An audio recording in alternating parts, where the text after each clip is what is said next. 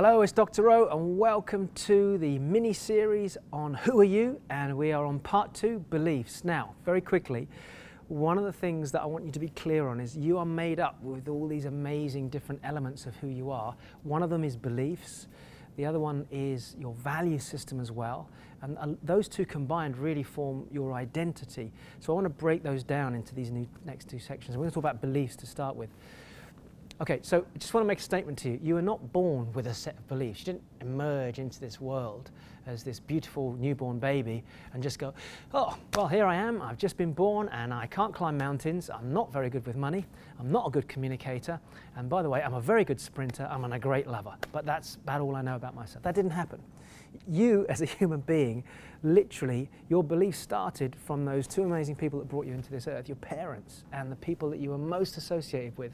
So if you're making notes in this particular section, understand this, your beliefs will normally come from three things: observation, or number two, they could be instilled into us by people around us, usually in our first 5 to 10 years. That's where we build up most of our beliefs. First 5 years, most of the majority of beliefs you get from your parents. And the third thing is experiential belief. In other words, as you grow and evolve as a human being, things start to happen to you. You know, I meet people that have not been in a relationship for 5 years, and I say, well, why not? Well, because all men are, or all women are, and I say, where'd that come from? Well, I had a bad experience 5 years ago with a relationship, and now it's just not worth going there again. In other words, they haven't given themselves a chance to reconnect in an amazing intimate relationship with somebody else. Why? Because of a belief that came from a bad experience. Or it might be that somebody has observed something in a young age about money or about relationships, or my parents got divorced and then my mum remarried and got divorced again, and you know, my belief is I don't think it's good to get married because all marriages end in divorce. Well, okay, how did you come with that deduction? Well, my parents, you know, my mum got divorced twice, my dad got married again and he got divorced. So what we observe, what we experience, they form our beliefs. And some beliefs are light beliefs. You know, they're beliefs that we like this chair. I can believe this chair is reasonably stable, but not completely stable. I trust in it enough. It's a light belief. A belief of conviction is one that you absolutely believe in so much, nobody can move you from. Okay, so if this was nailed to the floor, this chair, and this was welded here, and even if you hit it with a truck, it ain't going to move, that would be a belief of conviction. Whereas a belief that could be swayed is one that you've picked up from somebody else. It might be one you've come from an observation. You might have flicked through the newspapers, read something, and from that you formed an opinion. It's become a belief, but it could easily be influenced. You as a human being need to become an observer of your beliefs. Now, we talked in the previous part about being a silent witness. Now, this goes back to what I talked about before. Let's have a look at who you are, how you show up. So I want you to start to look at this. What beliefs do you have that you have shared or adopted from other people? So start with a list of beliefs that you're aware of that maybe are holding you back. So write this down: limiting beliefs. Okay, limiting beliefs. Then list out those beliefs.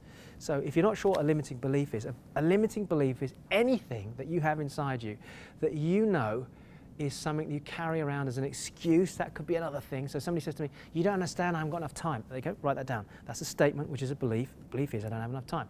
You don't understand, I don't have enough money. There's another one, okay? It's a statement, it's a belief, don't have enough money. You don't understand, I'm busy, I'm a parent and I have a job. There's no way I can build a property business, right? There's another belief. You don't understand, you know, my parents told me from a young age I'm not very good with numbers, and I'm not very good with numbers, right? Write that down. And we could sit here, and for every excuse that you come up with or limiting belief, we can probably assign where that belief came from.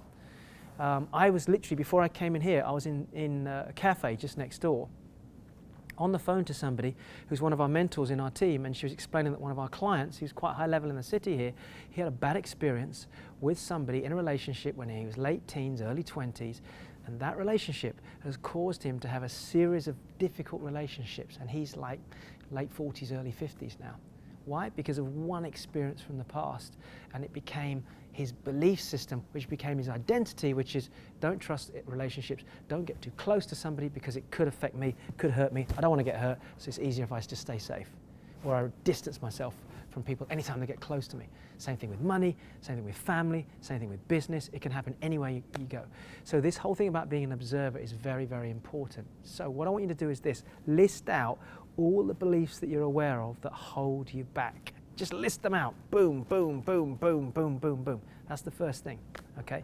The first step, once we've done that, is to remove those. Now, there's different ways we can do it, and if you're going to come forward and spend more time with me on the membership with a subscription, we're going to go into a lot more detail, and I'll give you interactive exercise. I'll be doing interviews with people that have shattered limiting beliefs. So it's nice to hear me talk, but wouldn't it be nice to watch somebody being interviewed who went through this process as well? And one of the things I get people to do is, for example, burn those beliefs if they're on a piece of paper. If we burn them and remove them from who we are as a person, we can only do that if we believe we want to replace them with something. So it's a little bit like water. If I take a bunch of dirty water, soak it up, you're the sponge. We're human sponges. We go through life like this. We walk through life and we soak up all these beliefs into our sponge. If it's really heavy and dirty, you don't feel very good about yourself. So what do we need to do? We squeeze the sponge. And by squeezing it, we let the beliefs go. It's a metaphor, but it works. But the problem is the sponge goes, I want to suck something up. If it goes back to the old beliefs, it sucks those old water up. So what do? We've got to replace the old beliefs with new empowering beliefs. This is how you redefine who you are. You create a new identity for who you are. How do we do that? We start looking around the world, deciding who we want to be, who we want to be like, we want to model people, and off the back of that, we make some strong decisions and we say, right, these are beliefs that I want, empowering beliefs, powerful beliefs. I want to be a great money magnet. Right, so I'm a money magnet. I attract money. People like being around me. People want to lend me money. I'm a good communicator. I'm good with numbers. I'm a great lover. I'm intimate. I'm tender. I'm a fantastic father. I'm a great giver. I mean, you could just go on. We can create an amazing list of all these things. And then you go, right, it's like being in a sweetie shop. I want that one, that one, that one, that one, that one. Boom. And we wrap them up nicely, and then we own them, and we have to take control over them. So that's the essential part of the process. There's one little element you can add to this, which is going back a step, and I like to introduce this early, is once you see the limiting beliefs and you go, oh my gosh, these are all the beliefs that I've been carrying for all these years, ask yourself a simple question.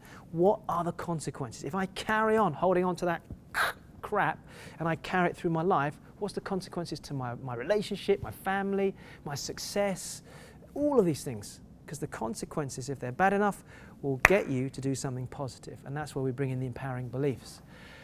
Okay, that's all I've got time for in this part. So we're going to go on to the next part, which is part 3, which is values, understanding your values and how you're made up from your values. I'll see you in part 3.